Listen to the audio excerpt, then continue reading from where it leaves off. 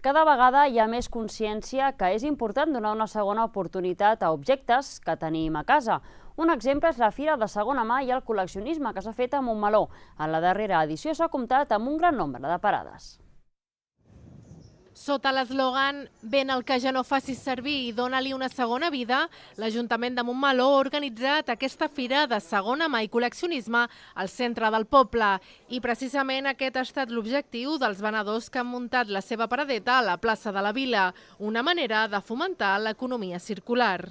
I és una jornada que trobo que és molt maco perquè és un mercat de segona mà que a fi de comptes és un intercanvi, perquè no és el que vens, si vens un joc per €1 o la voluntat, perquè jo això ho he vengut però el que em vulguin donar ells. I veus la cara d'il·lusió, doncs penso que està molt bé aquest tipus de fires per aquest sentit. No com a negoci, sinó com a plaer de poder gaudir dels altres, no? De la il·lusió dels altres. En aquest tipus de fires també hi ha paradistes que aprofiten per vendre els productes que han creat artesanalment. Es una forma de moverte, de promover productos de artesanos, como digo. A la gente parece que le gusta y mueves un poquito el ambiente, ¿no? Y a mí me parece muy bien.